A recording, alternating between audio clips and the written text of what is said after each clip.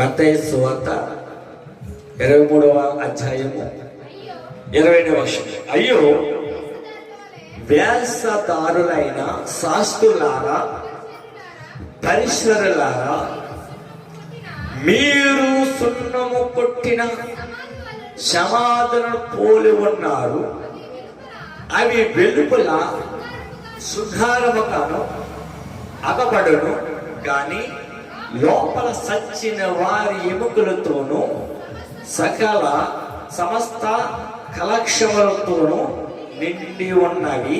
అలాగే మీరు వెలుపల మనుషులకు నీతిమంతులుగా నగబడుతున్నారు కానీ లోపల వేషధారణలతోనూ అక్రమతో నిండి ఉండేది. హల్లెలూయా. చూడండి, దేవుడి యొక్క వాక్యము చక్కగా మాట్లాడుతుంది. ఏమంటున్నాడు? ఎవరినైనా సహిస్తాడేమో కానీ దేవుడు ఎవరినైనా క్షమిస్తాడు, ఎవరినైనా భరిస్తాడేమో కానీ వేషధారణ అంటే దేవుడికి ఇష్టము ఉండదు. వేషధారణ ఇష్టం ఉండదు. చాలా మంది జీవితాలు ఎలా ఉన్నాయంట? సున్నము కొట్టిన సమాధుల వలె ఉన్నారంట. కానీ బైబిల్ చెప్తుంది సమాధులకు సున్నము కొట్టనట్టే ఉంటుంది. పైకి మాత్రమే రంగు ఉంటుంది, లోపల అంటే ఎలా ఉంటుంది? అది ఎలా ఉంటుంది అన్నాడు? సున్నం కొట్టిన సమాధులు పోలి ఉన్నారు కానీ వెలుపల శుద్ధారముగాను అగపడును కానీ లోపల సచ్చిన వారి ఎముకలు సమస్తము కలక్షముతోనే నిండి ఉన్నాయి. అలాగే మీరు కూడా నీతిమంతులుగా కనబడుతున్నారే కానీ లోపల వేషధారణ అక్రమంతో నిండి ఉన్నాయి.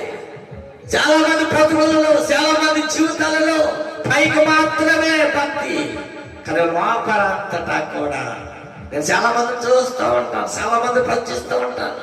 కానీ చెప్పాలి అని దేవుని అడిగినప్పుడు నా ప్రజలు ఎలా ఉంటున్నారు? అక్రమ విడిచిపెట్టాలి.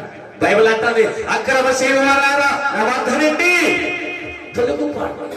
అక్రమ విడిచిపెట్టిన వాడు కనికరం పొందుతాడు.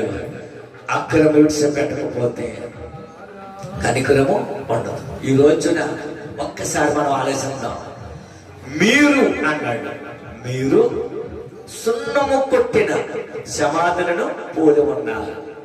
సమాధులు మొన్న దాకా ఎలా ఉన్నాయమ్మా చెప్పండి? మసట్టేసి బూడిదట్టేసి ఉన్నాయి.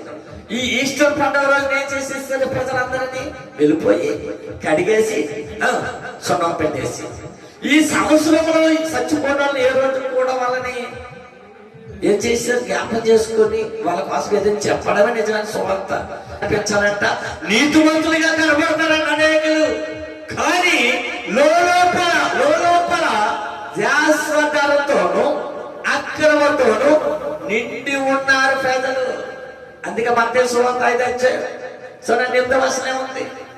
ఇక్కడ లోపల అన్నాడు, అక్కడ మత్తయి 5:8 ఉంది. ఏ వాక్యం చెప్తున్నాడు? ఎలా ఉండాలన్నాడు? హృదయ శుద్ధి. హల్లెలూయా. చాలండి, హృదయ శుద్ధిగా ఉండాలండి. వేషధారణతో నిండి ఉండకూడదు, కలహాలతో నిండి ఉండదు, అక్రమతో నిండి ఉండకూడదు.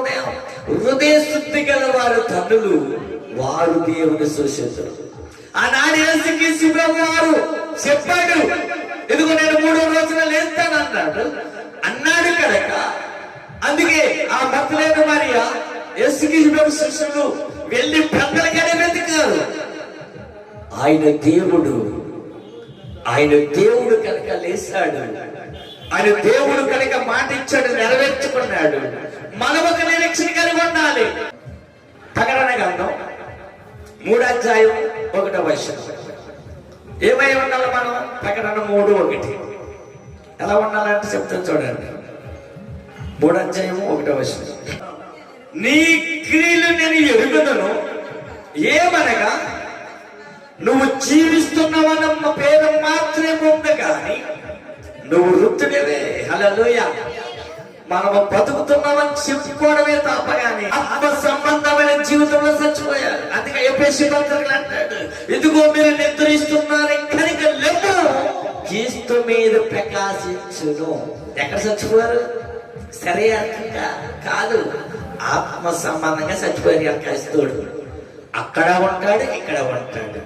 లోకసానానుసారంగా జీవిస్తాడు, లోక సమానంగా అడ్డు తిరుగుతాడు. కానీ బైబిల్ చెప్తుంది, మీరు జీవిస్తున్నారని మాత్రం పేరు మాత్రమే ఉంది, అంతే. పెదలు ఏమైపోతున్నారంటే మొట్టమొదటిగా భయం లేదండి. ఆదివారం మందిరం మానకూడదు. నీ క్రియలు నా దేవుని ఎదుట సంపూర్ణమైనవిగా నాకు కనపడలేదు. హల్లెలూయా. దేవుడి ఎదుట మన క్రియలంట సంపూర్ణంగా లేవంట, మంచిగా లేవంట, దేవుడికి సంపూర్ణ కనిపించట్లేదంట. అయితే ఏం చేద్దాం అంటే దేవుడి ఎదుట మనం ఎప్పటికప్పుడు సరి చేసుకునే వారిగా ఉండాలి. సరిపెట్టుకోకూడదు, సరి చేసుకోవాలి. మొట్టమొదటిగా అంటున్నాడు ఆయన, సమాధి కొట్టిన ఎలా కనపడాలి? ఆయనకి నీతిమంతులుగా కనపడుతున్నారే కానీ లోపల వేసధారణంతోమో నటిస్తున్నారేమో, లేక అక్రమత నిండి ఉన్నారేమో, అవి విడిచిపెట్టాలి. బతుకుతున్నారేమో, చచ్చిపోయి ఉన్నారేమో, సరి చేసుకోండి. మూడో మాట అంటున్నాడు యాకోబు రాసిన పత్రిక 2:26 ఇక్కడ చచ్చిపోయారని చెప్పాడు. దేవుడి ఎదుట సంపూర్ణంగా కనిపించట్లేదు అంటున్నాడు. యాకోబు పత్రిక 2:26 ఏమంటున్నాడు? సార్, ప్రాణము లేని శరీరం ఎలాగో మొత్తము, క్రియ లేని విశ్వాసము కూడా మృతమే.